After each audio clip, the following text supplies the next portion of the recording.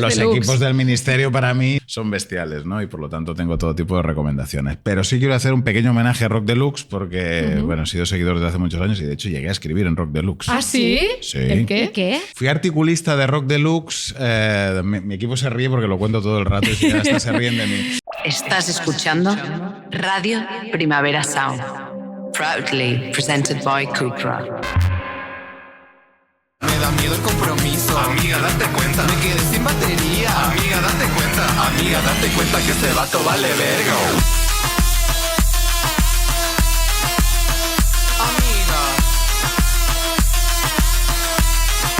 Amiga, date cuenta. Hola, Begoña, ¿de qué te has dado cuenta? Hola, Noelia. Mira, me he dado cuenta de que no importa de dónde venga un debate si el debate es bueno. Vale. ¿Por qué digo esto? Porque tú sabes que yo siempre entro en Operación Triunfo cada vez que hay edición, que es una cosa que no compartimos. No. Tú no tocas talent shows. No toco talent. Yo siempre entro. He de decir que me está costando un poco porque el cast no es muy carismático de este año y me está costando un poco, pero lo estoy intentando. Bueno, acaba de empezar, ¿no? Vi el primer programa. Sí. El primero lo vi, pero ya dije... Hiciste un esfuerzo por la gala cero. Sí, esto ya lo tengo. Con esto es cumplido. Sí. Que siempre es la peor porque muchísima gente y ahí sobra peña. Y es fuerte. Bueno, está bien porque hay muchos fallos, ¿no? Entonces es como los nervios entre los cámaras, los micros no van, tal, y ellos que pegan gallos. Gala escolar este año, sin fallos de sonido. Sí. El caso es que este año está habiendo un debate interesante en torno al privilegio y al acceso a la cultura. ¿Por qué? Vale. Porque los fans están diciendo en redes, están criticando a mi Galera y a Manu Guix y al programa por haber escogido concursantes demasiado pijos y demasiado formados ya musicalmente. Entonces todo el mundo está diciendo ¿dónde está mi Chenoa, que cantaba en orquestas? ¿Dónde está mi Ana Guerra, que era dependiente del Corte Inglés?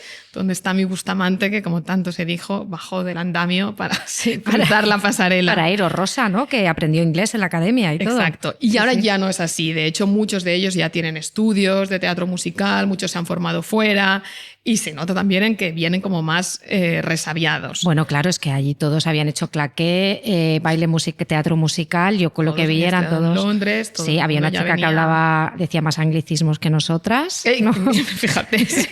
Sí, porque yo creo que se lo han tomado un poco, ahora se creen que son la SMUC o algo, la escuela de fama. Ya es como la RESAT, es como que están juzgando allí sus credenciales musicales. Pero eso, ¿a qué lleva? Al debate sobre quién puede acceder a la cultura y a la formación cultural, que no es tan habitual en España. Yo creo que en otros países se tiene más, o hay más conciencia de eso, de los orígenes también de los creadores. En Reino Unido es algo que siempre está muy presente. Por ejemplo, el otro día cuando ganó varios Emmy Adolescents, se celebró mucho en ese sentido, porque tanto Stephen Graham como Owen Cooper, el niño, son de clase trabajadora, bien del norte de Inglaterra, y por lo tanto no son el modelo de persona que ha estado triunfando en el audiovisual en Reino Unido en los últimos 15 años. Si tú repasas también los guionistas y directores, pero pues lo que más vemos, ¿no? Que son los intérpretes, actores y actrices que se han hecho famosos en los últimos 15 años. Eddie Redmayne, Florence Pugh, Rosamund Pike. Son todos pijísimos. Todos son de Eton de Eton de Eton, o todos han ido hasta Olivia Colman, es bastante pija, siempre decimos Phoebe Waller-Bridge, todos o son directamente de familia medio aristocrática. Este que me encanta a mí, el pelirrojo, James Norton. No sé quién es. No, me encanta. ¿Dónde sale? Pues han hecho muchas cosas. Ahora tiene una serie histórica que debe ser un coñazo como de un rey medieval que no me la voy a tragar, pero que la produce él. La vería solo por él. Pero pues descubrí, también leí una entrevista con él este verano, es pijísimo, medio aristocrático. Y es eso, o vienen de familias súper privilegiadas o también de entornos con mucho dinero o han ido a escuelas de 100.000 libras al año. Claro. Aquí en España yo creo que lo que pasa es que sí que a nivel de intérpretes tenemos muy claras las sagas familiares, ¿no? De actores y todo, pero sí que se ha disfrazado muy bien, sobre todo a la hora de directores y gente, ¿no? De la cultura, se ha disfrazado muy bien los orígenes o o en muchos perfiles que se hacen o a la hora de acercarse a ellos y hablar con ellos, muchas veces no se habla con eso, ¿no? Neus Bayús se obvia. Sí, lo pensábamos que donde más se ha hablado en esto últimamente ha sido en el cine, quizá. Y hay algunas directoras, tú decías Neus Bayús, yo creo que Liliana Torres también habla de esto. Sí. No sé, Belén Funes. Sí. A veces pone sobre la mesa porque también ahí es un caso que está muy claro que las escuelas de cine son carísimas. Claro, total. Sí. Es que los másters y todo es, ¿no? es muy caro. Lo que se dice siempre, ¿quién se paga las CAC? Que sí que hay becas, pero vamos. Que es complicado y qué tipo de historias contamos, ¿no? Si muchas veces nos reía, o sea, recuerdo el reel aquel que hicimos en el Atlántida, que hablábamos del cine catalán y de las casas y todo, qué tipo de historias y cómo se cuentan, ¿no? O sea, claro, eso por eso es importante, no solo por quién tiene un pie, digamos, en el escenario, que también, sino porque al final es quien está contando el presente, quien está haciendo el relato del presente. Si solo lo hace un grupo de personas, es algo que pasa en el periodismo también, ¿no? Sí. El periodismo está precarizado, cada vez más es como un hobby que haces cuando ya tienes tu casa, que te han comprado tus padres y quién está contando las historias, ¿no? ¿Cuáles son los temas que te ocurren y los enfoques? Claro, y dónde lo emplazas, ¿no? Mira, hablando justo ahora de esto contigo, recordaba cuando entrevisté a Iván Morales, que ya tenéis Esmorza en mí, creo que la acaban de poner en la cine. he visto este fin de semana. Y la viste este fin de semana y él pues habla de amor en una película y decía, yo quería sacar estas conversaciones de los pisos de l'Eixample, ¿no? O sea, aparece un piso del Raval, aparece un piso de los padres de ella, yo creo que debe ser Nou Barris, o sea, por la zona, ¿no? Porque está como por arriba. Y decía, no, o sea, porque salga el Raval no tiene por qué ser beautiful. Claro. ¿Sabes lo que te quiero decir? Pueden pasar todo tipo de historias y una persona también tiene sentimientos y se pregunta por las grandes preguntas de la vida en un pisito del Raval, ¿no? Porque el personaje de ella, ¿cómo se llama esta actriz? Que nos encanta, Ana Alonso, que también está rodando un documental sobre el desamor. Ella lo dice, que ella quiere preguntar a personas más bien de clase trabajadora sobre el desamor. Sobre esa pregunta. Está haciendo este documental como que le da la respuesta a Pasolini. Sí, es verdad. Sí, es que a mí esa película me gustó mucho y me pareció muy... En el estudio, por ejemplo, del artista, ¿no? Del Raval, que era muy pequeñito, ¿no? Y cómo le hace el desayuno allí. Sí, Álvaro Cervantes. Sí, Álvaro Cervantes, exacto. Fuerte crash con Álvaro Cervantes. Sí. ¿Y tú de qué te has dado cuenta? Pues mira, yo vengo con un tema un poco off topic de lo que vamos a hablar hoy aquí, pero me di cuenta justo esta semana. La semana pasada tuve la suerte de poder coordinar una presentación del libro El precio de la reproducción, más allá de las técnicas de reproducción asistida, que lo han coordinado Miquel Missé, Laia Fourné y Estefanía Israel. Y bueno, allí... participó muchísima gente, ¿no? Por ejemplo, participó Julia Amiguers, que han estado en el programa, ¿no? Participó Julia Bertrán, que es la autora de Estimada Desconocida, participó Mar García Puig, pero la parte más interesante fue al final del acto y de lo que me he dado cuenta, que no te lo he dicho porque ya he tirado, es de que creo que estamos a un paso de que en Tinder pongan una de las de estos será tengo óvulos congelados, ¿no? Esto es muy fuerte. Y lo contó una chica que estaba allí y dijo, mira, yo creo que esto va a pasar en nada, dice, porque al final del todo, que fue la parte más interesante realmente, fue bastante apasionante, las preguntas fueron muy buenas y las aportaciones fueron muy buenas. Esta chica contó que estaba pasando por un proceso de reproducción asistida, que estaba ahí metida, pero que en los últimos meses se había encontrado con 2 hombres heterosexuales cis, que habían pasado los 40 años. Me dijo, mira, yo me he encontrado 2, no sé si son tendencia, pero está pasando. Que está en el mercado del dating. Que está en el mercado del dating y que justamente lo habían dejado con una pareja con la que llevaban mucho tiempo y ahora tenían nueva novia. Y los 2 le habían dicho, tengo nueva novia y encima tiene los óvulos congelados. Como check. Esto es como en Materialistas, sí. Cuando tú tienes tu lista... Tu matemática. Tu lista de cosas que te aportan. Claro, y estaban... óvulos congelados. Sí, era como si hubiese... Como, es vieja, pero tiene los óvulos congelados. Tiene los óvulos congelados y decía, ¿no? Y es que están realmente... Estaban emocionadísimos como si les hubiese tocado la lotería, ¿no? Y entonces yo pensé allí mucho en... Lo que nos faltaba. Sí, no, y que realmente dijo, yo creo que va a pasar, que en Tinder te van a dejar ponerlo, ¿no? Y yo cuando dijo esto esta chica, recordé mucho una columna que nos había gustado a las 2 y que comentamos mucho, que era de Jimena Marcos, que se llama Tener un reloj como... Como el de los hombres. Quiero un reloj con los minutos de los hombres. Exacto. Y entonces allí ella decía, ojalá no querer ser madre, no quiero una vida que se basa en tomar una decisión que no quiero tomar mientras un hombre me mira con la sabiduría que tienen los hombres y con los relojes que tienen los hombres mientras me dice, es pronto, hay tiempo. Y pensé mucho en cómo conectan estas dos ideas, ¿no? Y pensé mucho en la novia anterior de esos dos hombres, que sí, probablemente ahí se ha ido mi mente. Ha pasado varios años con él y él ha querido esperar y de repente lo deja y se da cuenta claro. Y dice, ay, mira, y esta tiene los óvulos congelados, ¿me viene? Perfecto. Me viene ideal. ¿Te acuerdas que ya habíamos detectado esto en la ficción? Lo vimos en el libro de Sheena Patel, sí. Aquella narradora desquiciada, y lo vimos también en aquella historia en primera persona tan loca de una tía que se había casado, de The Cat, de una tía que se había casado, una tía joven que se había casado con un tío más rico, sí, y listaba sus y decía, tengo una coleta que me da esponjosa. Que me hace saltitos en la cabeza, sí. Y tengo óvulos frescos. Tengo congelados dentro, porque soy joven, y eso es lo que yo aporto, y por eso puedo comprar este marido rico, ¿no? Sí, totalmente. Esta columna era materialistas. Era materialistas 100%. Y la narradora de Sheena Patel también lo decía, también, ¿no? Que estaba obsesionada, tiene este caso de limerencia esquizoide con un tipo. Y que está casado con una mujer de su edad, y dice, déjala que yo tengo óvulos frescos en mi interior. Claro, yo tengo aquí todo el material que quieres. Entonces, a raíz de esto que dijo esta chica, Julia Beltrán participó también desde el público cuando ya había abandonado el escenario, pero dijo, no, es que realmente hay una app ahora que es el Tinder de donantes de esperma. Yo había visto esa noticia. Sí, que se llama iFactor, Y-Factor, bueno, es en inglés. En España es imposible que exista esto porque está regulado para que sea de forma anónima, ¿no? Pero que ya está pasando, ¿no? O sea, que es un poco la distopía de los óvulos está aquí, amiguers.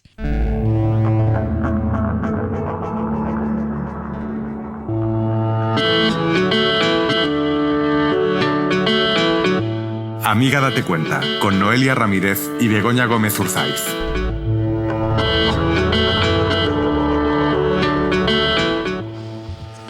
Oye, ¿y a ti qué personas son las que te hacen comprar libros, comprar entradas de teatro, ir a ver una peli? ¿Quién te influye? Mira, a mí me influyís, básicamente tú, muchísimo, o sea, de una manera bestial, y Alex Vicente, la voz de este programa. Sois mis faros intelectuales, yo siempre lo digo, pero luego yo tengo mi listita de prescriptoras para mí, ¿no? O sea, pero yo creo que es muy importante, o sea, según la época de tu vida tienes un tipo de prescripción, vas a un tipo de prescripción o a otra, ¿no?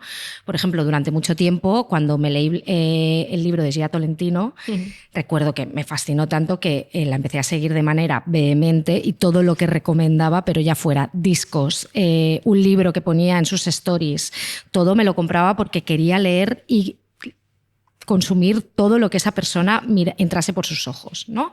Digamos, pero yo creo que ha llegado un momento, según vas evolucionando, en el que tienes que saber diferenciar entre quién te prescribe bien, quién prescribe por amistad y quién prescribe por dinero, ¿no? Que es una cosa que tenemos que aprender a mirar. Pero sí, o sea, yo he tenido, por ejemplo, pues claro, leyendo Nora Ephron, ¿no? El libro del que más hemos hablado aquí, que somos pesadas, ¿no? Que es Lo mejor de la vida, de Rona Jaffe. Yo llegué a un ensayo de Nora Ephron en el que ella lo recomendaba y dije, pues me lo voy a comprar, ¿no? Lo he ido viendo, no solo en stories de amigues que nos lo envían, también en otros lugares, ¿eh? Ah, sí, qué bien. Oye, pues de verdad deberían reeditarlo porque sería una maravilla, como ha pasado con Reacción, ¿no? Luego, por ejemplo, pero claro, que una persona te prescriba algo que te haya gustado o que esa persona te guste no significa que todo lo que a esa persona le gusta te tiene que gustar a ti. Claro. Porque Nora Ephron también decía... No sé, claro, exacto. Hablaba de la Dama de Blanco de Wilkie Collins y me lo compré en una edición de bolsillo, que además es un libro tochísimo porque es de 1860 y es un libro de estos que se entregaba por fascículos, se publicaban por fascículos en los diarios, y claro, fueron semanas y semanas. Esa persona necesitaba ganar dinero y entonces iba escribiendo esa historia de manera fascicular.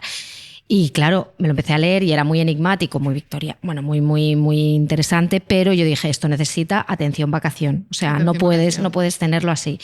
Y entonces, claro, ya te relajas un poco, ¿no? Pero vas viniendo. Por ejemplo, y en teatro, yo tengo una persona que es Almudena Ábalos, que ella me dice... Y ella además te hace la prescripción... Ella ni me habla ni nada, ella me manda un link y me dice, Noelia, esto... Y ya está. Y tú obedeces. Y yo obedezco y voy porque ella sabe, perfectamente qué necesito ver, qué me va a gustar y dónde está realmente hay una prescripción ahí de presta atención aquí y hazlo con esto. ¿A ti quién te prescribe, Begoña? A mí también me prescribes tú y Alex y un grupo reducido de personas, entre las que está, por ejemplo, también Mar García Puig, y también he tenido mis gurús por épocas, como tú dices. Y hubo una época, además, Sadie Smith hacía muchísimos blurs, una época, y yo el libro que blurbeaba ella, el libro que me compraba, directo. Y, o sea, podría tener 2 estanterías de mi casa solo de libros que ha blurbeado ella. Y también se me pasó un poco con ella. Recuerdo que ella fue, por ejemplo, de las primeras en recomendar a Sally Rooney, Conversaciones entre amigos, antes de muy bien. que estallara. Pero me sorprende que tú, conociendo tan desde dentro el fenómeno editorial y el negocio editorial, caigas en el blur. Ya, cuando sabemos que es una cuestión muchas veces es de amigos, de favores de editoriales. Ya, fuerte. Es fuerte. Ya, pero bueno, a veces... Ya, se puede desentrañar como el blurb sincero del blurb. Vale, ¿no? Vale, sí. Que el blurb es Hay que hablar un día del blurb, ¿eh? Claro, el blurb están pasando cosas ahí. ¿Está pasando cosas? Sí, así. Dua Lipa. ¿No? Está cambiando. Blurbs, es verdad, sí. Los blurbs ya no son cambiando. Autores, porque realmente, bueno, es de lo que venimos a hablar hoy también aquí, de quién hace todo esto. Y, por ejemplo, hace unos meses leí un texto en The Paris Review de Leslie Jamieson que hablaba de una autora de la que ahora habla todo el mundo, que es esta australiana Helen Garner, que yo entonces no conocía, fue antes de Dua Lipa. Vale. Dua Lipa es la autora que incluyó Dua Lipa en su club de lectura este verano, con este libro La Casa de los Lamentos, que había publicado Libros del Cao y de repente... Y fue el fenómeno. Libros del Cao nunca... O sea, había sido un fracaso, ¿no? Sí. Un poco ese libro, cuando lo leyó Álvaro Llorca, le fascinó, cogió los derechos y ese libro pasó sin pena ni gloria y de repente Dua Lipa lo sacó en su club de lectura, ¿no? La entrevistó y lo ha petado. Y a colocar a esta autora australiana que ahora tiene 83, 84 años como en el mapa literario, que es una mujer que lleva publicando muchísimos años, y ella tiene unos diarios al parecer muy interesantes que se han publicado en inglés, están llegando a mi casa en este momento. ¿Están llegando? Están ahora mismo, están picando. Leslie Jamieson escribió un texto en The Paris Review donde los dejaba súper bien. Yo inmediatamente se lo envié a Mar porque había muchos temas ahí de psiquiatría muy de ella. Le dije, esto necesitamos, y ella rápidamente se lo compró también. Muy bien. Y luego he visto que otra autora que me encanta, Anne Enright, también los recomendaba, me parece que en el London Review of Books. O sea que, claro, si te coinciden 2 gurús... No, ya claro, dices, pues esto no, aquí hay 2 personas pensando bien. Vena. Sí. ¿Y de qué van los diarios? O sea, ¿que son los diarios de ella, de su juventud? Los diarios como del fin de su segundo matrimonio. Y hay como mucha historia y ya sabes que estoy yo bien de sílabus. Pero también, es que no recuerdo muy bien la historia, pero hay... movidas psiquiátricas también. Se ve que están súper bien. Vale. Sí, se llaman The End of the Story. The End of the Story. Te lo contaré. Y son un tochaco, ¿eh? El nombre ya promete, ¿eh? Sí. Nosotras desde aquí decimos siempre que hacemos un poco de prescripción modesta. Sí. ¿No? Porque con nuestro alcance, con nuestras amigas, ¿no? Con nuestro nichito, al que cuidamos, queremos y amamos infinitamente. Modesta y sincera. Hay que decir que aquí siempre que recomendamos algo lo hacemos desde el corazón. Sí. Pero nos tomamos bastante en serio ese rol de prescriptoras. Sí. Y a la vez nos da un poco de apuro. O sea, nos hace mucha ilusión cuando alguien nos dice, me he comprado este libro porque lo recomendasteis vosotras. Claro. A la vez nos da como apuro, o sea, desde aquí si os habéis gastado dinero en algo que os hemos recomendado y nos ha gustado, lo sentimos. No era nuestra intención, pero claro, es que para gustos hay cosas, hay veces que vamos a coincidir, ¿no?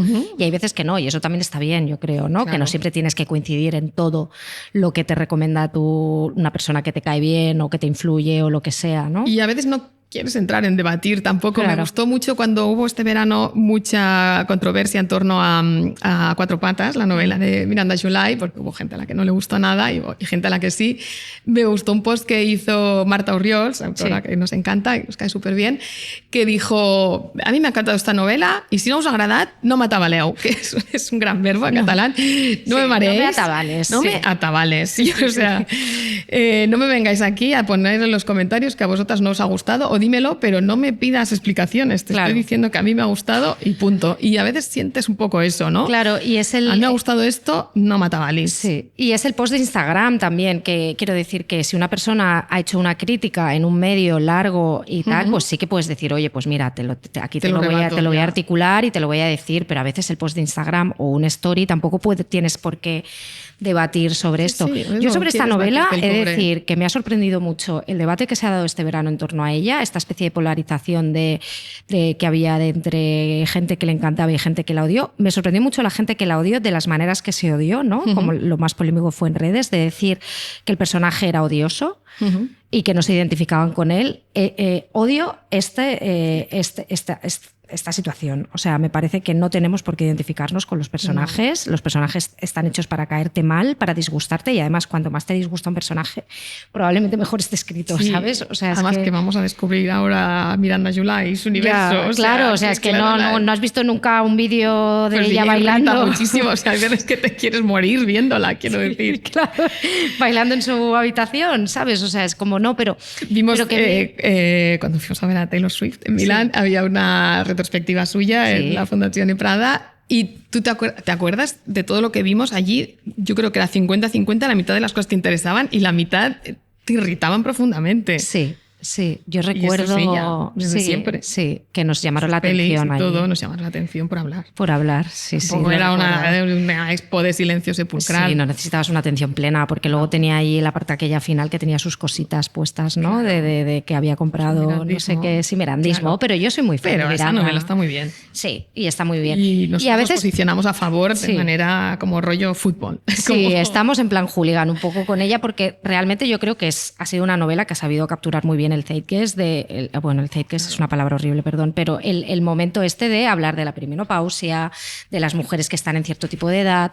Vale, que es una tía que vive en Los Ángeles y que a lo mejor no tiene tu nivel de vida, pero sí que hay otros temas. $20,000 en remodelar una habitación. Yo lo pasé fatal. Yo lo pasé muy mal. En ese momento, pero quiero decir que creo que es una novela que refleja muy bien el tiempo como materialistas, que hablábamos el otro día de esto, ¿no? Bueno, pues eso, pues que a veces no estamos prescribiendo, simplemente estamos diciendo que algo nos ha gustado. Exacto. ¿No? Y que también hay que saber distinguir un poquito entre esto.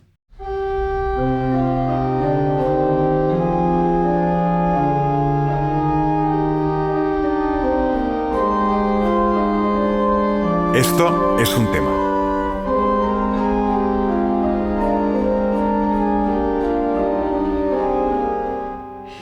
¿Por qué estamos hablando de todo esto en este escenario, que no es nuestro escenario habitual? Con esta música solemne muy que solemne. Estamos aquí de ceremonial. De Requiem, ¿eh? De Requiem y nos ha de boda. Rob Román, que está aquí con nosotras, como siempre. Sí, Nacho Medina. Y Nacho Medina a las cámaras. A las cámaras, grabándonos aquí, saliendo de nuestra zona de confort. Estamos en un sitio con música solemne que yo al entrar he dicho, estamos en la boda de la cultura, un poco. O sea, es un poco, estamos entrando por el pasillo de la boda de la cultura, porque estamos en la cumbre de políticas culturales de la UNESCO. Mundial. Específicamente en la Conferencia Mundial sobre Políticas Culturales y Desarrollo Sostenible, que se llama Mondiacult. ¿Tú, Bego, no te has puesto la americana a las reuniones? No, me he puesto chaquetita porque está el aire acondicionado muy frío, muy alto. Está alto, está puestecito, sí. Pero bueno, esto es porque Bea, mi compañera de Semoda, que siempre sale aquí, es un personaje recurrente ya de Amiga Date Cuenta. Ella siempre que ella siempre que tenía una reunión decía, me voy a poner la americana de las reuniones, y no la tenemos, pero yo me he puesto zapatos. Porque si no te riño. Sí. Porque una vez me fuiste a un acto con Bambas y te reñí. Salió ahí la madre que llevo dentro. Me reñiste muchísimo, aunque yo creo que no pasa nada por ir en Bambas a zapatillas a los actos. Bueno, Barcelona estos días es el epicentro de los debates internacionales sobre cultura que por primera vez se celebra aquí en España, ¿no? El encuentro es desde el 29 de septiembre hasta el 1 de octubre, aquí en el Centro de Convenciones Internacional de Barcelona. Hay 149 ministros de cultura de todo el mundo ahora mismo llegando a este edificio, acreditándose. Sí, porque el ministro palestino creo que no ha podido... No, creo que no ha podido salir. También hay representantes de organizaciones sociales, equipamientos, museos y productores culturales, ¿no? Artistas, está el escritor mozambiqueño Mia Couto, hay conferenciantes, está Helen Hester, que nos encanta. Sí, Marta Peirano, Nacenta. Sí, bueno, pues en efecto, estamos aquí, ¿no? Y aquí nos hemos puesto tú la americana y yo los zapatos porque venimos a hablar de derechos culturales, de patrimonio y de crisis, y de cultura y economía. Estas cumbres Mondiacult que se vienen celebrando desde 1982 siempre han puesto estos temas temas sobre la mesa. De hecho, ya en el 82 se habló de devolución del patrimonio, que es un tema que ahora mismo está hipercandente. Sí, mira, Sigena, ¿no? Que están ahí todo el día, toma y daca, ¿no? Bueno, pues para resumirlos, igual que en la sostenibilidad se enseña a los niños las 3 R's, reduce, reutiliza y recicla. Esto es un apunte de Begoña, me encantó, de esto mis niños lo saben muy bien. Claro. Pues en el mundo de los derechos culturales no solo se trata de acceder a disfrutar la cultura, sino es acceder a crearla, como explicábamos al principio, ¿no? De que Exacto, quién puede porque a veces crear cuando la cultura. piensas en el acceso a la cultura, solo piensas en acceder como consumidor. Como hay gente que le molesta mucho usar esta palabra en contextos culturales, consumidor como disfrutador. Usuario. Usuario. No sé, es que es una palabra Whatever. complicada. Pero también hay que pensar, como decíamos antes, en el contexto de los creadores, en quién accede a crearla. Claro, y a imaginarla. para crearla, y a imaginarla. Sí, quién puede imaginar cultura, ¿no? Que esto Entonces también... es crea, participa, disfruta. Sí. Bueno, pues uno de los temas que se está debatiendo estos días aquí orbita en torno a los derechos culturales, ¿no? Que es una cosa que creemos que de la que se deberíamos hablar más, ¿no? Cuando planteábamos el programa, de hecho, yo le decía a Bego, mira, es que yo creo que hay mucha gente que no es consciente de que igual que tú tienes un derecho a que te atiendan en la sanidad pública, ¿no? De ir a un CAP y que de manera gratuita y universal tú puedas acceder a esto, igual que tú tienes derecho a ser educado, la gente parece que no es consciente que tiene derecho a una cultura, ¿no? Y acceder a la cultura de manera libre, gratuita, en algunos casos. Luego vivimos en un mundo capitalista, obviamente, pero sí que existe, ¿no? Y es muy fácil imaginarnos protestando en la calle por una sanidad en condiciones. Es muy fácil que salgamos a la calle para protestar por una educación en condiciones y unas condiciones para los trabajadores de la educación dignas, pero con la cultura la gente siempre tiene esta cosa, ¿no? Como porque que siempre se ve como algo accesorio. Sí, y en España ha pasado siempre, ¿no? O sea, quiero decir, hay otros países que siempre se ha hablado, ¿no? Siempre se hace la comparativa Francia-España y todo esto,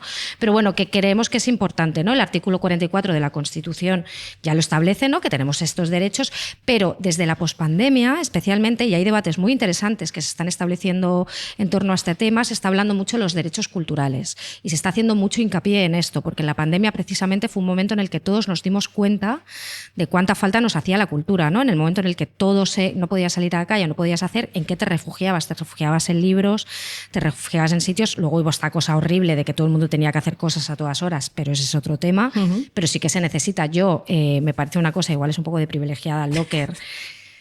Pido perdón de antemano por aquí, pero yo el día del apagón, que bajé a la redacción a trabajar porque allá había generadores y tenía que seguir, que es una cosa muy triste también, se acababa el mundo y yo seguía mandando mails, pero ahí estaba mientras trabajaba. Bueno, echaste una mano también en la cobertura. Claro, sí, metí crónicas de gente que estaba atrapada en trenes y todo esto, obviamente, pero bueno, pero que quiero decir que no, que si hubiese pasado algo más me hubiese pillado ahí, ¿sabes? Que también da que pensar. Poquito, ¿no? No sé. Y recuerdo que así en Backup, mientras trabajaba, me iba descargando cosas es alucinante. de HBO para llegar a casa y yo le decía, me decía mi compañera Clara, me decía, ¿pero qué haces, tía? ¿Pero cómo puedes? Y hombre, claro, yo me voy a casa ahora, imagínate, yo necesito tener, porque series. Sí, porque yo si se apaga todo, a mí la cultura me arropa, ¿sabes? Claro. Me da caliu. Entonces el mundo es muy oscuro sin cultura, si te lo planteas, yo ¿no? fui mucho más básica y me fui a comprar las linternas súper cutres del bazar y pilas y comida. Pero sí, no, yo también lo compré, luego fui sí. luego compré pilas, velas y justo cuando llegué a casa volvió la luz, pero quiero decir, pero que para mí también era igual de importante tenerlo. Pero cuando me dijiste esto pensé en la angustia que yo siento cuando subo a un avión y siempre tengo que tener suficiente libro que me cubra todo el vuelo o de sobras y normalmente me sobra porque ya me llevo, si me voy a acabar un libro me llevo otro para empezar después, pero alguna vez me ha pasado de quedarme sin.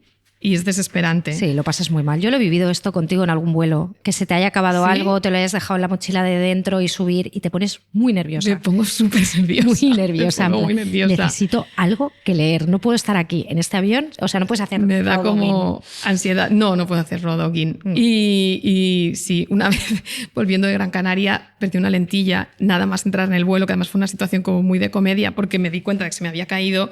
Y si te das prisa rápido, aún puedes ponértela otra vez en el ojo. Sí. Y empecé a decirle al tipo que tenía al lado, he perdido mi lentilla. Y parecía que me lo estaba inventando. Yeah. Pero era como plan... ¿Qué le estabas enseñando el escote? ¿Dónde tengo la lentilla? El hombre estaba flipando. Pero claro, yo estaba muy... Entonces no la encontré. Sí. Y fui todo el viaje leyendo como un pirata tuerto Te pusiste la mano delante del ojo, claro, ahora Bego se está así, ¿vale? para cerrando leer el con ojo. un ojo. Con el otro, porque si no, claro, ves mal. Sí, soy muy sí, miope. sí, claro. Fue horroroso. Y luego al llegar al aeropuerto igual, que fue peor aún. Madre mía, pero sí, yo lo he vivido, yo sé que lo pasas muy, muy mal, pero por eso, porque necesitas la cultura, hay momentos en los que necesitas tener ahí, es tu refugio un poco y tu manera de sobrevivir en este mundo también, que es muy duro.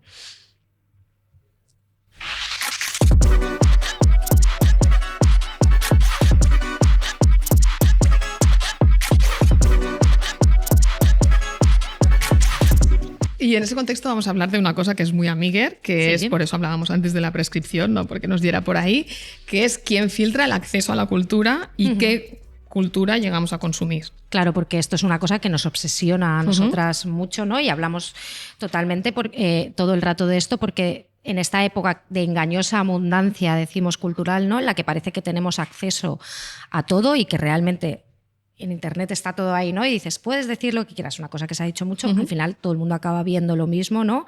Escuchando lo mismo y parece que no puedes salir ahí de un bucle, que luego ya es otro debate también de qué te recomienda el algoritmo y en qué tipo de camino, ¿no? te está construyendo la propia IA para que tú y cómo eso afecta a los propios contenidos culturales, que es sí. la teoría de nuestro amigo Kyle Chaika, ¿no? Del mundo filtro, que ya de por sí la cultura que se produce es algorítmica. Claro, todo sea para entrar en ese algoritmo. Claro, sí, el aplanamiento de consumo cultural, la gente no le gusta, pero sí que hay un acercamiento, no sé, es que es muy difícil no decir consumo. Ya. O sea, quiero decir, yo recuerdo, mira, yo en la newsletter, de hecho tengo un epígrafe que es que he consumido estas 2 semanas y recomiendo ahí cosas, y una vez me escribió una escritora y me dijo, ¿por qué pones esto? ¡Qué horror! Y dije, pues mira, es que no sé, es como que he consumido ya. Es una manera muy capitalista de acercarse a la cultura, pero ahí está, ¿no? La cosa es que hay personas, o sea, igual que el algoritmo capitaliza muchas veces la atención, también hay personas que capitalizan la atención a lo que tienes que consumir culturalmente. Y hay veces que esas personas salen de lo que tú te puedes esperar que pase, ¿no? Porque este verano, a final de agosto, creo que fue, María Pombo hizo un vídeo, no queremos hablar ahora, no vamos a hablar de esto. La peor polémica que ha habido. Horrorosa. Pero bueno, interseccionaron. Es una persona que es muy seguida y cualquier cosa que diga. Fue llamativo como fenómeno mediático. Claro, interseccionó allí una persona que es totalmente ajena al mundo cultural, que es María Pombo. De repente se graba en su casa poniendo cosas en una estantería y dice que leer no te hace mejor persona. Diciendo una cosa con la que en principio estamos estar de acuerdo. Estamos de acuerdo, claramente que leer no te va a hacer mejor persona. Luego ya en los mundos que tú puedas descubrir a través de la lectura es otra cosa, ¿no? Pero bueno, pero se montó tal pollo. Y el parasitismo también desde ciertas voces de la cultura, desde el columnismo, ¿no? De esto me va a dar. Esto me da para 600 palabras. Y ahora yo rebato a María Pombo y consigo mi crédito de persona culta. Sí, a nosotros nos gustó mucho la primera columna de Delia Rodríguez, nos encantó, que creo que lo clavamos todo, el hecho de que era sacar de quicio a ciertos gremios, que esta fórmula nos gustó mucho, pero luego ya era muy cansino, ¿no? Llegar a todo esto. Todo el debate. Pero bueno, realmente se revolucionó España, un poquito Españita allí dijo, bueno, pues sí, pues no, pues María Pombo tiene razón, María Pombo no la tiene, ¿no?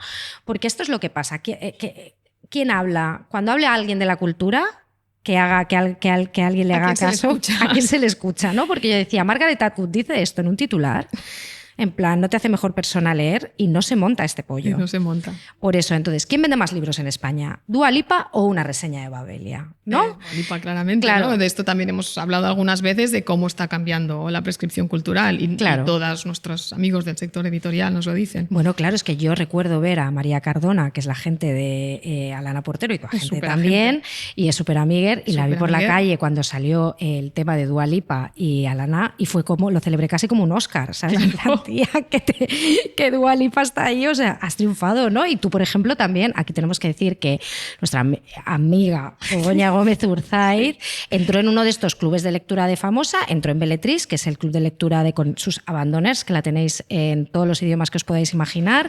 Tenéis, hablaremos de esto. Sí, la tenéis ahí. Entró en ese club de lectura también y es una plataforma de promoción. Quiero decir que es muy interesante, ¿no? O sea, y se nota y está ahí, y está pasando. Y a veces es mejor que te saque Beletris que te saque Oprah, también te sacó. O sea, quiero decir que no hay más influencer de la lectura que Oprah. Pero es como que una reseña a lo mejor muy reputada de un crítico que ya no lee nadie o que no sigue nadie, ¿no? Y esto está pasando y hay que ponerse... Y hay que quitarse condescendencia. Hacer su club de lectura. Claro, y hay que quitarse condescendencia de encima, porque, joder, pues si una famosa está haciendo un club de lectura también, pues qué maravilla, oye. Sí, y hay distintos niveles y distintas intenciones, ¿no? Por ejemplo, yo creo que cuando empezó a hacerlo Reese Witherspoon, que escuché su entrevista en Los Culturistas, las culturistas parecía una entrevista del podcast de ESADE. Era toda como de negocios y de su estrategia de negocio. Era un poco deprimente. Es que yo solo he escuchado el principio y como hablaban tanto de la peli de Election, me quedé ahí, no llegué mucho más porque no me dio mucho más tiempo, pero no lo anoté así. Tú luego me lo has dicho. Sí, porque yo la escuché entera. El caso es que sí que le preguntaban por eso, claro, ella en el fondo cuando hace su club de lectura también lo hace para ser la primera que se queda con los derechos. Ella dice, yo no les obligo a dármelos a mí de ciertas novelas, de ciertos autores, para producirlas o para... Claro. Quiero decir que hay clubs de lectura de estos más orientados al negocio o a la imagen personal, ¿no? Que se quieren dar, ¿no? Todas estos modelos, ¿no? Que modelos que leen, Kaya Gerber y tal, que yo creo que leen de verdad. Sí. Algunas más que otras. Algunas más que otras, sí. Kendall no sé yo. Kendall no se los lee. Kendall no se los lee. O sea, yo he entrevistado, ya lo hemos dicho aquí varias veces, y esa persona no lee. Esa persona no lee. Pero, por ejemplo, Dua Lipa, o sea, yo le doy toda la credibilidad del mundo. Seguro que tiene gente asesorándole. Sí. Pero yo sí. Y sus entrevistas son buenas y las lecturas que hace son interesantes. Sí, tiene buena visión y todo. Y a lo mejor lo interesante es la persona que le está diciendo, mira, deberías hacer ¿no? Porque debe haber una persona que le hará la criba y le dice, acércate a pero ese ella... trabajo que podríamos tener perfectamente. Sí, de verdad, fichadnos. ¿Verdad? Podemos hacerlo. Pero bien pagado, ¿eh? Sí, muy bien pagado. Para Rosalía, monta tu club de lectura. Que esto lo hemos dicho. Rosalía se ha hecho un Substack. Estoy obsesionada con esto. Rosalía se ha hecho un Substack. Nosotros te ayudamos, Rosy. Que es bastante bueno. Es decir, a mí me ha gustado. A Pili que te recomienda libros. Sí, y cada vez que recomienda... Bueno, yo de hecho... Salía en su post de cumpleaños, salía un libro de otro amiguer, Pau Luque. Era el de Pau Luque, ¿verdad? Sí, ya te digo yo que... se veía difuminadito. Sí, pero porque se lo ha leído la Pili. Primero se lo leyó Pili y ahora se lo ha dado a Rosy. Yo creo que la Pili igual le ha dicho, pon este libro aquí. Le ha hecho como de prescriptora, póntelo. Y nosotros podemos prescribirle muy bien. Sí, pero quiero decir que ahora Rosalía se ha sacado un Substack en el que está hablando de sí misma, pero el día que se ponga a recomendar un libro, o sea, va a salir... Que lo hará.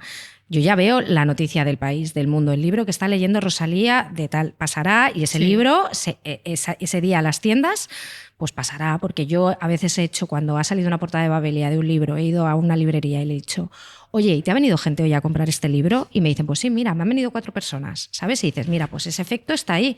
Pues tú imagínate si Rosalía lo dice. Pues será muchísimo más, ¿no? Pasará. Tradicionalmente este trabajo, ¿quién lo hacían? Lo hacían los críticos. La figura del crítico está mutando.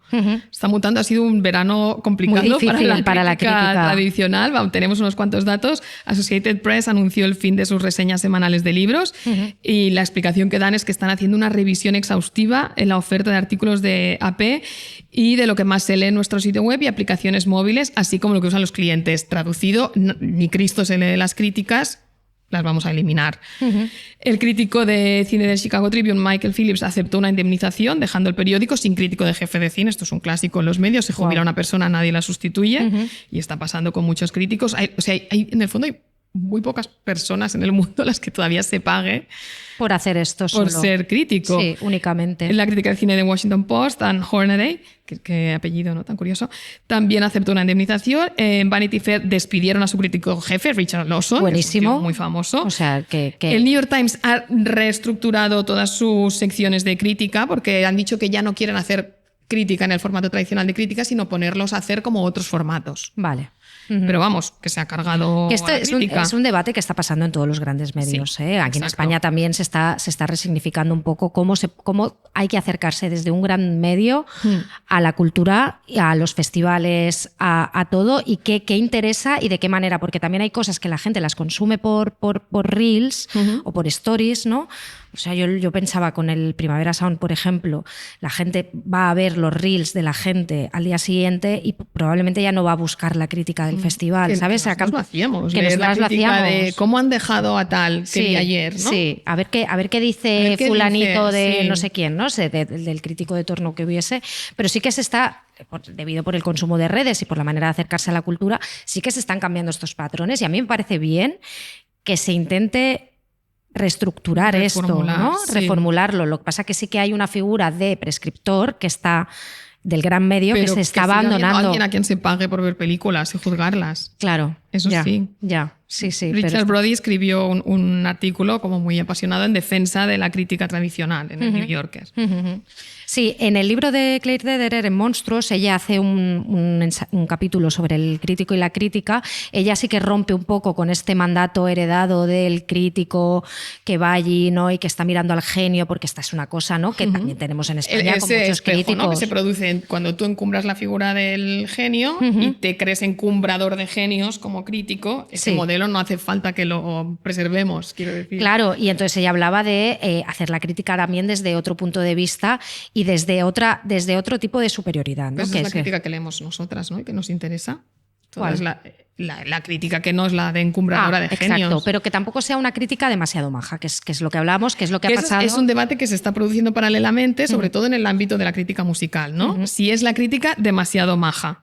Sí, Claro. sí, que ha sido un efecto. Esto a nivel digital se habló mucho de todo el entusiasmo que significó BuzzFeed, ¿no? El modelo BuzzFeed, digamos, que hacía noticias como majas o de buen rollo, llegó a influir tanto que hasta webs de reseñas que eran despiadadas han pasado se han BuzzFeedificado. Esto pasó hace 15 años, 10 años. Sí. Y ahora aproximadamente. vivimos como los coletazos de esto, ¿no? Mezclados con otras 200 Claro. cosas, ¿no? Y el Vamos con fenómeno la fan. TikTokización. Sí, el fenómeno fan del que ya hablamos Exacto. aquí en Fanáticas también ha hecho que incluso los críticos tengan una especie de miedo a hablar por si los fans van a ir a por ellos, como pasó con Taylor Swift. La persona que hizo la reseña de su disco después fue doxeada en redes, le mandaban mensajes y todo, y tampoco después le había puesto tan mal la nota. Paper Magazine publicó una crítica anónima y haciendo mucho énfasis en que era anónima. Claro, para por que esto. no pudieran ir a buscar a esta persona. Colgaremos un artículo de Kelly Fasane en The New Yorker que se titulaba "Ha perdido la crítica musical su filo", y empieza diciendo, el arranque es potente, dice: cuando yo era pequeño un crítico era un gilipollas, un gruñón, un aguafiestas.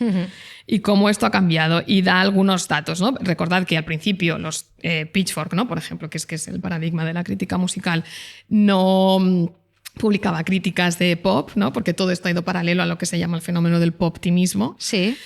Y no publicaba críticas, por ejemplo, de Taylor Swift. O de Ariana Grande, era imposible. De Ariana encontrar. Grande, y ahora no solo las publica, sino que les da un 9/10, ¿no? En 2018, un blog de datos que se llama Data Colada hizo una compactación de datos de críticas musicales en Metacritic y concluyó que 4 de cada 10 álbums han recibido más de 70/100. O sea, todo está fenomenal. Todo está fenomenal. Todo está fenomenal. Todo está genial. Pitchfork no da el clásico 0 ¿Sí? desde 2007, que se la dieron a una compilación de indie que no hería a nadie. Era una Vale. compilación, no era como Vale, era, que tampoco claro. hace falta. Coño. No hace falta. Esto es como en el fútbol, cuando marcan más de 3 goles. Tienes que parar. Tienes Como que parar. Claro, tío. ya no está, puede el otro no ser. usa. O sea, esto sí, es un desfase. Claro. Rolling Stone sustituyó en 2022 su sistema de estrellas, que iba del 0 al 5, clásico Vale. sistema de estrellas, por 2 etiquetas, que son escucha esto o clásico instantáneo. Esto es como Vale. si tú en el cole solo pudieras sacar notable o excelente. Claro. ¿No? Sí. Yo es que he de Las dos decir que soy opciones. una persona que estaría haciendo esto. Escucha esto. Escucha esto o clásico instantáneo. Está genial. Porque yo no soy buena crítica, es decir que no, yo siempre lo he dicho, pero que Sí no, que lo no se me da muy bien, no. Claro, y entonces, pues más allá de todo esto, ¿no? Del mal verano de la crítica, ¿no? Mal En plan, verano si de ves la a un crítica. crítico estos días, dale una palmadita en la espalda, en Dale un plan, abrazo. ¿cómo vas? Bueno, aquí vamos, ¿no? Y de toda esta cosa de los clubes de lectura y todo esto sí que estamos viendo que en esta escabechina que hay en el periodismo y en la manera de acercarse a la cultura, sí que hay quien está sobreviviendo, ¿no? ¿Quién está sobreviviendo en esta sangría, ¿no? de firmas y de nombres? Y es una persona que sea una persona que sea conocida. O sea, el crítico anónimo ya no puede existir, ¿no? O sea, hay un concepto que ha acuñado el periodista Sean Reinaldo en su newsletter First Floor, que habla del main character journalist, o sea, el periodista protagonista. Sean Reinaldo, tienes ahí una correspondencia. Sí, el periodista protagonista de la película. Bueno, entonces él contaba que había entrevistado a Kieran Press Reynolds, que es un escritor de Nueva York, colaborador habitual de Pitchfork y que está haciéndose como muy famosillo porque además ha hecho a Hassan Piker en JQ.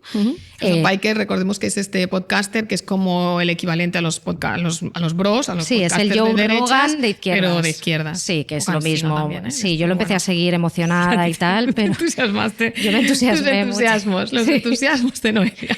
Y me lo puse a seguir ahí y luego solo story de él en el gimnasio, story de él hablando, es lo mismo. Es un bro de izquierdas. ¿Qué nos va a explicar un bro? ¿Qué nos va a contar? Bueno, pues este periodista, que es el que se está haciendo un nombre, digamos, ahora tanto en la crítica musical como en el periodismo, dijo, para triunfar como crítico hoy en día necesitas cierto componente, de lo que hemos hablado aquí, que es la parasocialidad, ¿no? La gente necesita sentir que te conoce y conoce tus gustos y que te traten casi como un artista. Quieren que esa vulnerabilidad o personalidad se manifieste. Es decir, tú no puedes ser una persona fría, analítica, que se siente y diga esto está bien, esto está mal y tú no tienes que saber nada de mí. No, para que la persona te crea, tiene que saber pues si tienes perrito, dónde vives, si has hecho tal, si eres una persona vulnerable, si eres una persona tal, o sea, como esa cierta... ¿Qué te hace llorar? ¿Cuáles son tus debilidades? Claro, es como, bueno, lo que hemos dicho, ¿no? Porque a veces... Con esta cultura que estamos haciendo de seguir las newsletters de las que nos gustan, ¿no? Porque muchas periodistas que seguimos, por ejemplo, yo sigo mucho la de Anne-Helen Petersen, que ella fue colaboradora ha estado en bici por los Pirineos catalanes. Ah, no, lo he visto. Lo contó ayer en la newsletter que vio ayer no la vi. Y entonces ella trabajaba para BuzzFeed, colaboraba para el Washington Post. Ella se inventó en la generación quemada millennial, fue quien se inventó todo este sarao. Ella dejó todo y se dijo voy a montarme mi newsletter y voy a montarme mi business, porque ella es un ejemplo del main character journalist. Yo de Anne-Helen, pues mira, sé por su newsletter que tiene una casa en Montana que flipas, tiene un jardín increíble que lo cuida, pone fotos de sus flores y además sé que es una buenísima periodista, pero tengo esa conexión parasocial con ella, ¿no? O sea, y eso me hace todavía seguirla más. O Hailey Naman, que es otra que hemos seguido aquí muchísimo, ¿no? Que sabemos que venía de Man Repeller, que salió de allí porque sabemos parte de su vida, cuál es su hija, que su novio es tatuador, ¿no? O sea, nos leemos un newsletter y luego tiene unos textos buenísimos, pero a mí el hecho de saber eso... amor-odio con ella, ¿eh? Sí. A veces me cansa un poco. A mí me parece muy...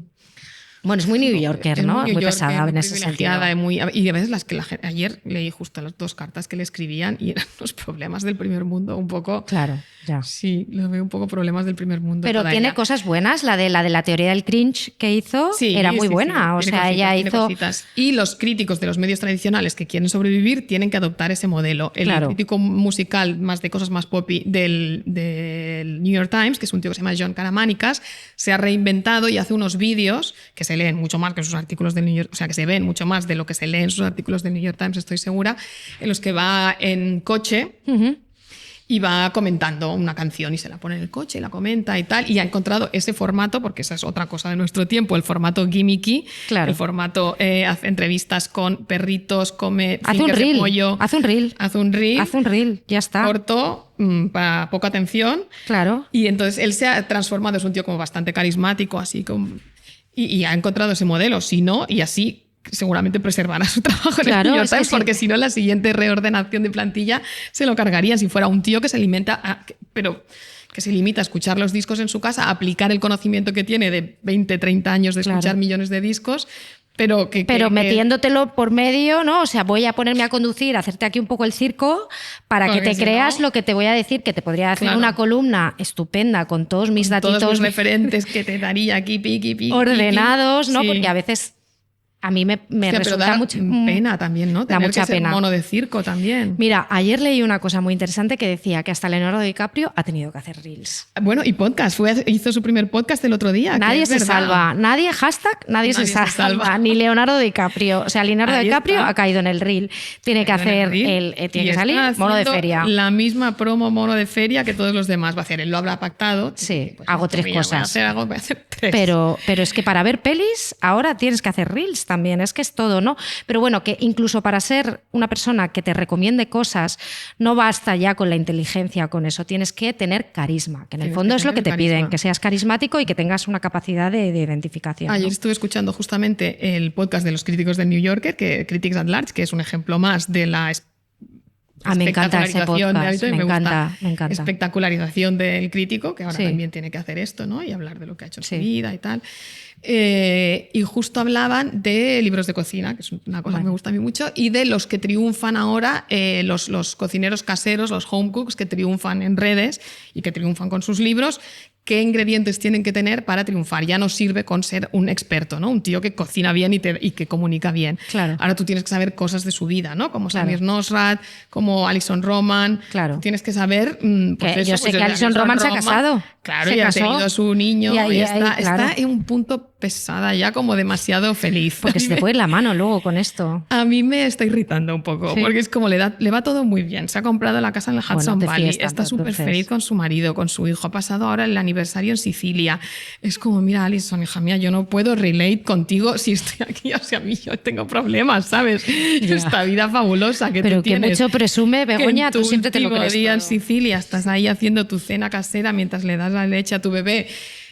No, por favor, desde que vuelvas a tener problemas. Cuando ella era una soltera de Brooklyn en su cocina pequeña, me la creía más. Ya, Y es el que que esto puede tenía más pasar, cariño, pues claro. es que esto me pasa, claro, Esto yo pasa. exijo un poquito de miseria en mis parasocials. Yo cuando empiezan a triunfar demasiado y a tener estas vidas ideales, Ya, pues ya lo quiero saberlo. yo pierdo la No, conexión. Ya no lo queremos saber. No, Bueno, porque pues, es como que saco yo de esto. Tu pollo ya no me aporta en mi vida. Claro, y además es un pollo seguro que es súper pijo y súper difícil de hacer, ¿no? No, ella es muy fácil todo lo Vale. que hace. Bueno, sí. entonces sigue ahí. Bueno, pues al menos Facilito. sigue haciéndote Pero la vida yo fácil. le he perdido el cariño. Sí, queríamos decir también en este programa que hay que saber distinguir entre la prescripción y ese territorio gris un poco que es el de la recomendación amistosa, ¿no?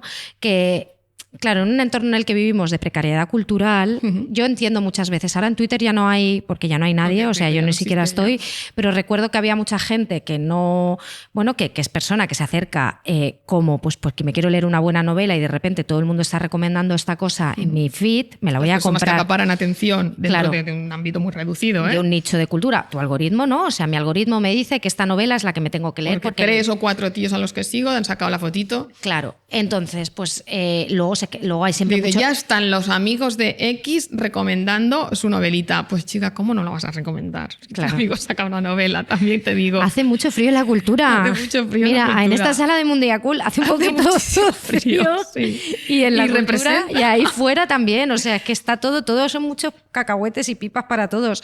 Entonces, necesitamos ayudarnos a veces ayudarse entre personas. Sí. Y por eso hay que saber también, en este entorno en el que estamos, cómo distinguir entre, mira, pues esto es claramente porque es su amiga y tal y no sé qué, Sí. y luego ya acercarte tú o intentar hacer un ejercicio de buscar cosas de ese libro o de saber si te va a gustar realmente o no, no moverte solo porque 3 personas lo han dicho, ¿no? Por el impulso. O sea, no sé, quiero decir que también hay que Sí, saber... y luego otra distinguir. cosa también es que el contexto español es muy pequeño y todo el mundo es amigo y a veces, pues por ejemplo, pues, directores de suplementos o han intentado incorporar un modelo más anglo, que allí también está Claro. perdidísimo, del disclosure, de decir, bueno, antes voy a escribir, o de no hacer críticas de amigos, por ejemplo, ¿no? O Claro. de no hablar de los por escrito, Sí. o en un medio de los libros de tus amigos, o hacer el disclosure de decir, no, esta persona y yo nos conocemos desde hace 20 años, hemos trabajado en tales medios, Claro. y de incluirlo en el texto. Sí, es que yo un estoy muy a modelo favor de que se anglosajón incluya. que se suele hacer.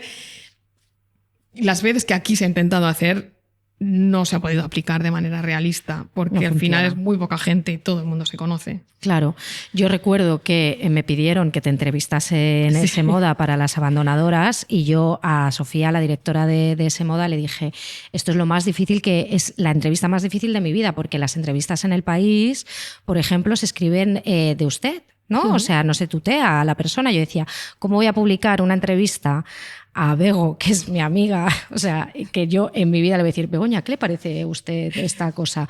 Entonces me tuve que montar ahí todo para que ninguna pregunta estuviese formulada de aquella manera. E incluí una frase, quiero decir, como... porque ponía como en la intro, creo, que yo te había acompañado en el proceso o algo así, como para que quedase un poco claro que también había una conexión entre tú y yo, ¿no? Porque también es un poco, o sea, sería muy raro para el lector. O sea, decía, es que es como engañar al lector. Y Sofía un poco, te dijo... ¿no? Los señores lo han hecho toda la vida. Los señores lo han hecho toda la vida, Noelia, ¿por qué no lo vas a hacer tú? Tú eres la persona que mejor conoce a esta escritora y es la que, vamos, y realmente tu libro yo conecté muchísimo con él fuera de ello. O sea, quiero decir que me gustó mucho el libro como sí, pero que es muy difícil separar a veces obra de autor, ¿no? Me alegra de que digas esto, Noelia Ramírez, porque empieza a ser Vox Populi, muchas nos estáis preguntando y por fin se puede hablar de tu libro. Nadie me esperaba aquí un cuaderno anagrama que saldrá a principios de noviembre, 5 de noviembre. El 5, sí. ¿Se puede pre-reservar? Esto no estaba en el guión. Esto apareció en el guión. Ha aparecido ahora mismo. ¿Se puede pre-reservar? Lo he visto ya en algunas librerías. ¿Cómo que se puede preservar? Pre-reservar. Tú lo puedes comprarlo ya y cuando salga a la venta te lo enviarán. Pero mandas un mail y lo pides. No, online. Está, hay link. No quiero hacer publicidad vale, de que librería lo ofrece en su catálogo online, pero ya se puede. Ah, mira, no lo sabía. Sí, es un libro fantástico. Es un libro, yo voy por el mundo hypeándolo ya.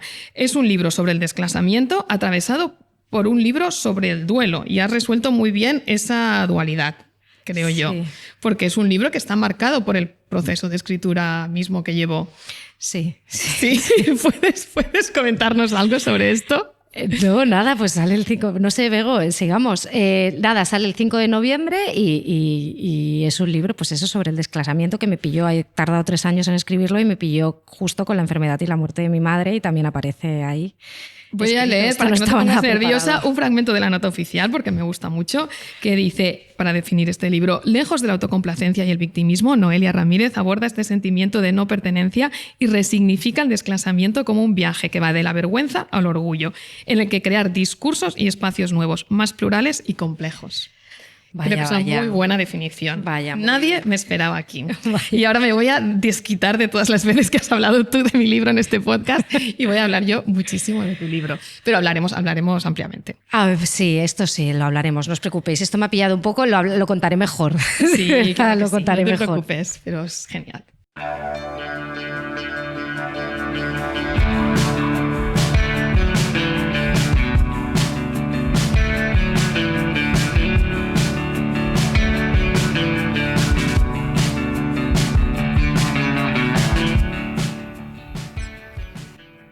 Estamos aquí en Mondiacult con quien casi se puede decir que es el anfitrión de todo este sarao. Él es diplomático y economista, portavoz de Sumar, miembro de Catalunya en Comú. Se inició en política con un grupo llamado Joves d'Esquerra Verda. Muy bien.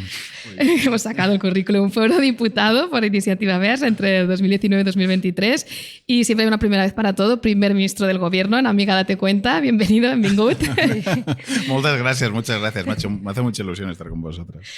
Nosotras también estamos muy emocionadas. Aquí se está hablando mucho en Mondiacult sobre los derechos culturales. Creemos que no se habla lo suficiente o a veces la ciudadanía no tiene información. ¿Por qué a un ciudadano le debe importar esto? Como antes comentábamos cuando lo estábamos hablando, que hablamos mucho de los derechos en la sanidad o la educación y a veces los derechos culturales parece que no movilizan tanto, ¿no? ¿Por qué debería ser importante? Bueno, lo que estamos explicando en esta conferencia, fijaos que el derecho a la cultura está reconocido prácticamente como un derecho humano en las cartas de Naciones Unidas desde el principio, desde el año 45, el año 66, y en cambio la política cultural siempre se ha concebido tradicionalmente como un elemento puramente de consumo, ¿no? Tú tienes cultura a tu disposición para consumirla, punto, ¿no? ¿Cuál es el cambio de enfoque que estamos tratando de dar, tanto aquí en la UNESCO como también desde el Ministerio de Cultura? Es concebir la ciudadanía como un derecho fundamental, ¿no? Que no es exactamente lo mismo que un elemento puramente de consumo, ¿no? Es el derecho a un derecho de ciudadano fundamental significa poder participar de la vida cultural de tu comunidad, poder crear culturalmente y tener las condiciones materiales para poder hacerlo si quieres y evidentemente tener un acceso pleno a la cultura, ¿no? Y eso implica, lo digo porque estas cosas a veces son muy teóricas pero hay que aterrizarlas, implica cambios en las políticas culturales concretas, ¿no? Y os voy a poner un ejemplo para que todo el mundo lo entienda, ¿no? Sabéis que tenemos el bono cultural en el Ministerio de Cultura, ¿no? El bono cultural hasta ahora era una cosa que está muy bien, ¿no? Que damos 400 euros a los jóvenes, pero para que consuman cultura.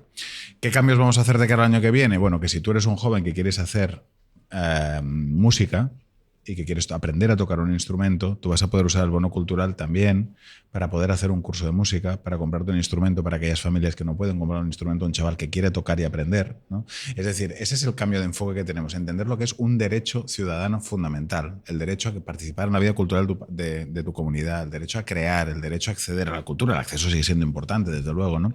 Y eso es el cambio un poco de enfoque que estamos tratando de dar, ¿no? En esta conferencia se está hablando también, como no puede ser de otra manera, del genocidio que está en marcha. No ha podido venir el ministro de Cultura palestino. Usted se ha posicionado claramente a favor, por ejemplo, del boicot, de una cosa tan concreta como el boicot a Eurovisión. ¿Cómo se traza esa línea que a veces tampoco se ve tan clara? ¿Por qué funcionan los boicots? ¿Por qué el hecho de que vaya o no vaya Melody o quien sea Eurovisión puede acabar teniendo una incidencia en el genocidio que está en marcha? Bueno, yo siempre pongo el mismo ejemplo, ¿no? En su día, una de las fuerzas que logró tumbar el apartheid en Sudáfrica fue el boicot a Sudáfrica cuando se producía el apartheid, ¿no? Se excluyó a Sudáfrica de las competiciones deportivas, de eventos culturales, y esto tuvo una fuerza bestial, ¿no? Y bueno, ya que estamos en Radio Primavera Sound, todos recordaréis las bandas británicas de aquella época que se movilizaron a tope contra el boicot por el boicot en Sudáfrica, ¿no? Por lo tanto, no es algo nuevo, es algo que ya hemos hecho. Esa presión ayuda a tumbar gobiernos, a tumbar regímenes, y desde luego tenemos la ambición de que el régimen sionista cese su genocidio, y por lo tanto tenemos que utilizar todos los medios, y por lo tanto sí, tenemos que boicotear la presencia de Israel en Eurovisión y en las competiciones deportivas. Y además hay que ser coherente, porque quiero recordar que tras la invasión criminal de Rusia a Ucrania, echamos a Rusia de todas partes, ¿eh? No están en Eurovisión, no están en la FIBA, no están en la FIFA, no están en el COI, no están en ningún lado. Entonces lo único que nosotros pedimos es que haya coherencia, ¿no? Porque los derechos humanos y el derecho internacional se defienden en todos los escenarios. En Ucrania, desde luego, pero también en Gaza. Es importante, sí. Antes nos planteábamos quién nos prescribe a nosotras o quién prescribe hoy en día y quién nos influencia a la hora de ver una serie o de leer un libro. Entonces queríamos saber quién le prescribe, quién es la persona o qué figura es la que, si le dice: Ernest, esta obra de teatro, Ernest, este libro, ¿quién es? En música, ¿sí? El rock deluxe. Vale. Y como soy de los viejos, sigo escuchando a Carrillo y a Cervera, vale. En Radio Primera Sound, además. Y en música sigue siendo rock deluxe. Alguna fuente más, pero rock deluxe desde luego, y vosotras. En libros, la verdad que la persona que me recomienda es un escritor gallego que se llama Fran, que está en mi equipo, que es además el que me escribe los discursos, que os tengo que decir que todos los ministerios del gobierno me lo quieren robar porque es el número 1, y me recomienda mucha literatura. Leo mucho los libros que me recomienda Fran, ¿no? Y después, bueno, en artes escénicas, pues nuestra directora general del INAEM, ¿no? Tengo la suerte de estar al Ministerio de Cultura, que los equipos del ministerio para mí son bestiales, ¿no? Y por lo tanto tengo todo tipo de recomendaciones. Pero sí quiero hacer un pequeño homenaje a Rock Deluxe porque, bueno, he sido seguidor desde hace muchos años y de hecho llegué a escribir en Rock Deluxe. ¿Ah, sí? Sí. ¿En qué? ¿Qué? Fui articulista de Rock Deluxe. Mi equipo se ríe porque lo cuento todo el rato y si ya hasta se ríen de mí. Está muy orgulloso. Me encanta esto. Aquí está mi directora de gabinete y mi directora de Y da comunicación. fe. Que se ríen de mí porque me encanta contar que escribí en Rock Deluxe. Crítico musical. Crítico musical, sí, sí. Se nos olvidó decirlo en la intro. Lo mágico crítico musical. Era tan malo que en realidad lo dejé por falta de tiempo, pero sí hice algún articulillo. Pero ¿recuerdas alguno en especial? Mira, hice uno sobre el expolio musical colonial británico. Ajá. Cómo habían copiado, como la industria musical británica había copiado a creadores jamaicanos a mansalva, los había... Bueno, básicamente había copiado todas sus canciones y luego muchos de ellos habían terminado viviendo en la calle en Londres sin ni un duro, ¿no? Y explicaba un poco la historia. Intentaba darle una vertiente política a la crítica musical. Derechos culturales, sí. Perfecto. Pero en realidad no era muy bueno haciendo esto. Pero bueno, intenté aportar mi granito de arena en algún tiempo. Bueno. Sí. La última pregunta es un poco más personal. Acaba de despedirse de la política una vieja amiga suya, Janet Sanz. A lo largo de su vida política ha visto marcharse a muchos amigos. ¿Qué sensación le deja esto y por qué parece a veces que cuesta tanto cambiar las cosas desde dentro? Porque estos abandonos a veces dejan una especie de sensación de derrota. Sí.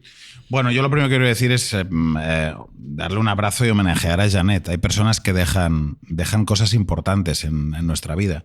Janet deja muchísimas cosas, pero deja una cosa que es fundamental, que es la transformación urbana de Barcelona en clave ecológica y verde. O sea, no habría superillas y la pacificación peatonal que hay en el centro de Barcelona si no fuera por Janet Sanz. Y esto son cosas que, bueno, uno entra en política y deja algo concreto que en estos momentos todos los ciudadanos que disfrutan de esto en Barcelona es gracias a Janet, ¿no? Bueno, también la política, en fin, esto es impopular decirlo, ¿no? Pero la política algunas veces es una actividad que no es fácil, que es difícil, que tiene una vertiente de sacrificio personal importante y por lo tanto, bueno, pues también la gente llega a un momento en que también tiene ganas de hacer su vida, ¿no? Y por lo tanto, bueno, Janet desde luego ha sido una grandísima concejal del Ayuntamiento de Barcelona y es una gran amiga, ¿no? Así que le mando un abrazo enorme. Genial. Pues muchas gracias. No sé si tenemos tiempo para... Nosotros siempre hacemos en el programa una cosa que le llamamos Atiende Amiga y pedimos a todos los invitados que recomienden algo, lo que sea. Vale. Una expo, una obra, un libro, lo que sea. Una serie, una película, venga, música. Os voy a recomendar la exposición que, para los que están en Madrid, la exposición que hemos hecho en el Thyssen con la UNRWA, una exposición fotográfica sobre el genocidio en Gaza. Han muerto más de 200 fotoperiodistas en Gaza y hay una exposición bestial que además está en el hall del Thyssen, no hay ni que entrar en el museo. Es gratuita, le quiero agradecer al Thyssen que haya hecho esto.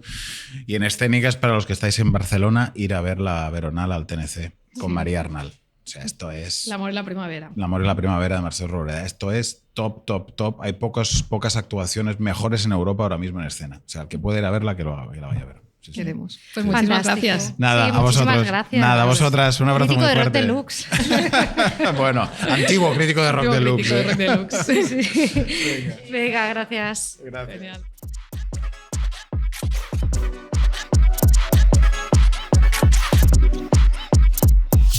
Atiende, amiga.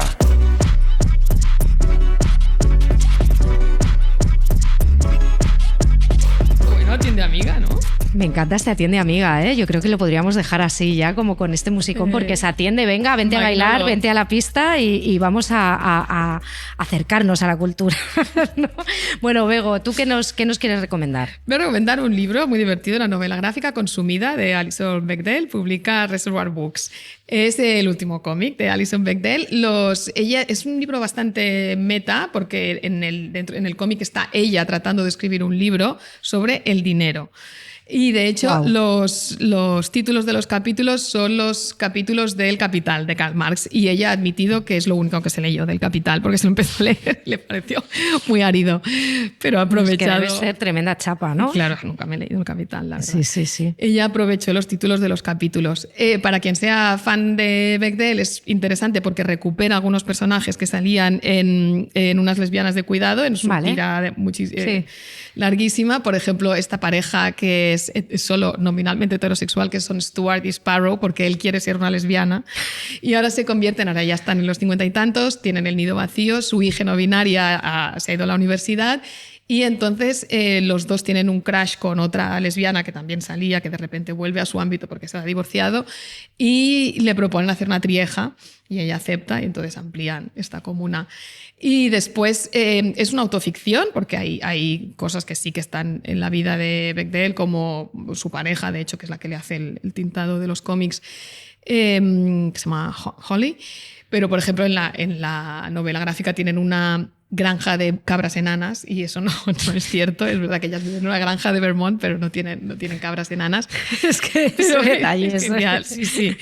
Pero sí que hay puntitos así. También en la novela gráfica ella tiene una hermana maga.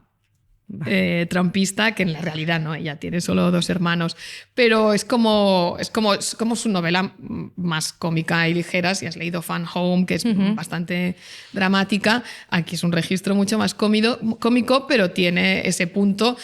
Tiene esos personajes que son el reflejo de lo que odiarían, digamos, ¿no? Los maga, que son como casi caricaturas woke, pero no son caricaturas porque son personajes muy creíbles, claro, y muy personitas queribles. Claro, es que lo difícil, bueno, lo bien que ha sabido captar toda esta cosa de la derecha es convertirlo todo en una especie de caricatura para que nos alejemos de la profundidad de personas que sienten y padecen y que son personitas como claro, nosotros, que están y que haciendo además activismo pro aborto, por ejemplo, en Estados Unidos. Ellas crean en la comuna esta, crean como un santuario para que puedan ir personas trans y personas que no pueden abortar en su estado.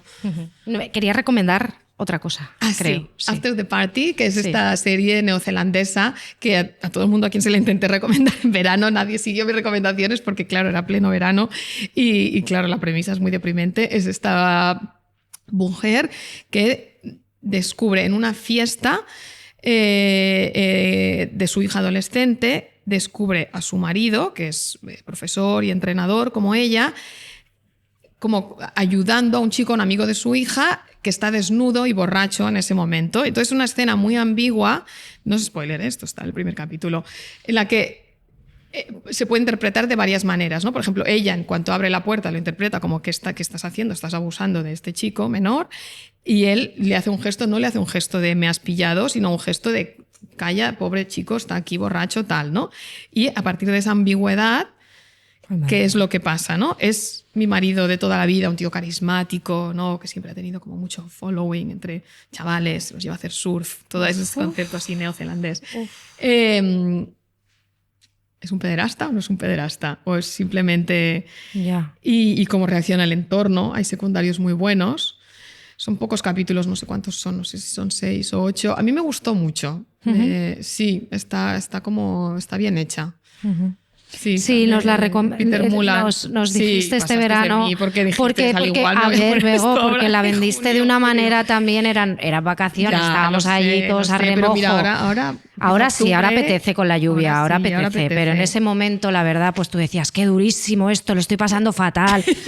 Tú estás ahí de verano, de tinto de verano y de chapuzón, pues no te apetece pasarlo mal, pero mira, ahora me la estabas vendiendo así y estaba pensando en esta cosa que estos debates que son muy interesantes de establecer, como ha pasado con Pubertad, ¿no? Con la serie de Leticia Dolera. La serie de Leticia Dolera nos ha gustado. La hemos visto entera, salió el miércoles pasado, será capítulo semanal, que serán 6 capítulos, y la verdad es que nos ha interesado muchísimo. Yo la verdad es que me la tragué del tirón.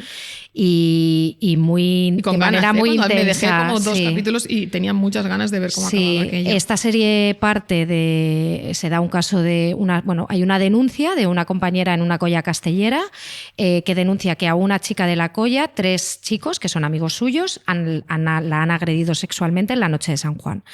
Esa denuncia abre toda una vía entre los padres, la propia colla, la víctima, que en su primer caso no lo había denunciado. Tanto la víctima como los presuntos agresores son extremadamente jóvenes, 14, 13 años. Sí, entre 14 y 13 años son mejores amigos, además, no es una cosa que haya pasado entre desconocidos. ¿Y qué supone para ello, ¿no? Que supone también, por ejemplo, el personaje de Leticia Dolera es una activista feminista que habla siempre de consentimiento y de creer a las víctimas. ¿Y qué pasa cuando una persona... es su hijo quien está implicado en un caso así? Está acusado, ¿cómo reaccionas, ¿no? Frente a esto? Además, cuando la denuncia se hace vía redes sociales, ¿no? El peso de los móviles y del consumo digital también está muy presente.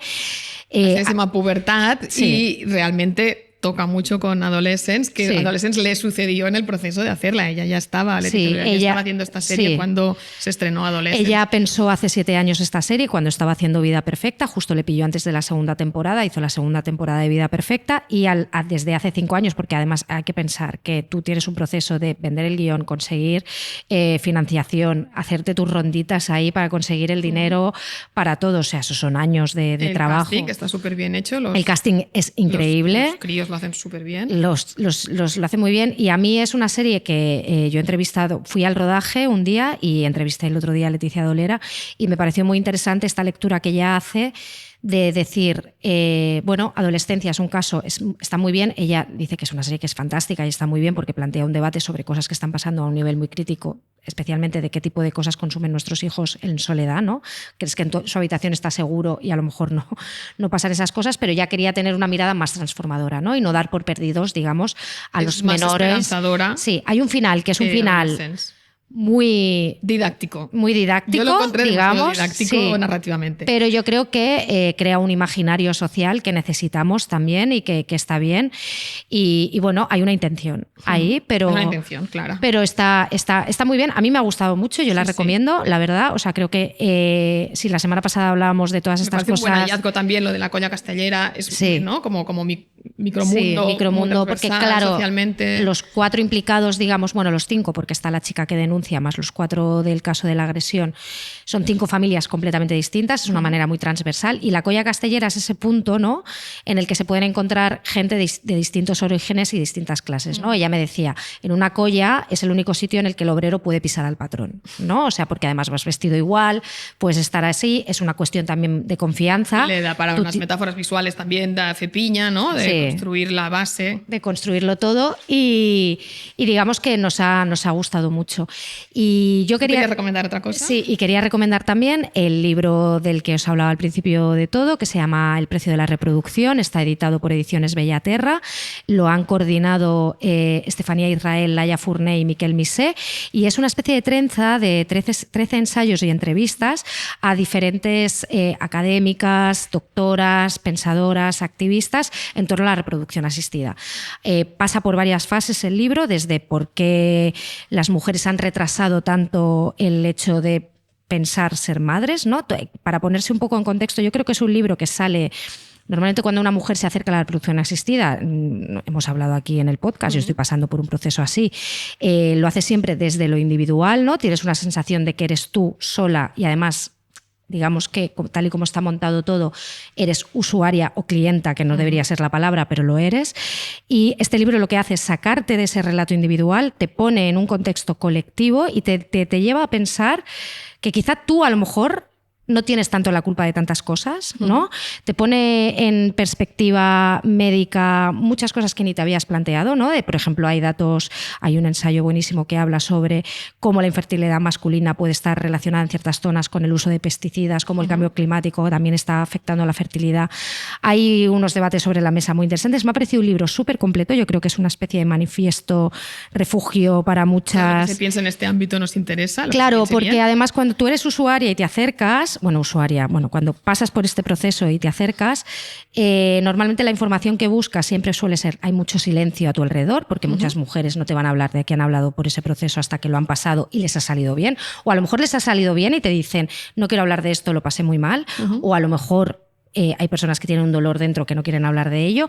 Y entonces, ¿qué pasa? Los hombres no están hablando sobre esto, los hombres apenas con sus parejas, sí, ni entre ellos. A veces sí, pero no pasa tanto. Hay un déficit de información en ellos también. Sí, gran mucho. Déficit de información. Y luego está esta cosa, ¿no?, de que puedes entrar en el mundo de los foros, que también puede ser muy doloroso y que puedes entrar en agujeros ahí horribles, o el mundo de las propias clínicas, que son información muy interesada. Entonces hay como una especie de silencios vacíos. Es una industria que está creciendo a nivel vertiginoso. Hay debates aquí que nosotras hemos planteado cómo la extrema derecha se está apropiando del natalismo y cómo las políticas por ejemplo, en España, en Cataluña, para acceder a la pública, para hacer reproducción asistida, es hasta los 40, pero en Madrid y en Galicia es hasta los 45. Esto lo han puesto personas del Partido Popular, o sea, la derecha se está haciendo esto y puede ser una manera de seducirte también. Hay que decir que la reproducción asistida, todas las políticas de reproducción todas las políticas son políticas de reproducción, que es una frase que se dice en el libro, y está muy bien para acercarse a esto, tanto si quieres ser madre como si no lo quieres ser, como todo, como para saber un poco... una persona que está en el mundo contemporáneo. Claro, sí, para saber qué tipo de sociedad, porque queremos crear, cómo queremos cuidar y cómo queremos hacerlo, ¿no? Entonces, pues lo dejo ahí. Y colgaremos un artículo que ha sido uno de los artículos estrella de este verano en Wired, que se titula El bebé murió, ¿de quién es la culpa? Y no vamos a contar mucho más.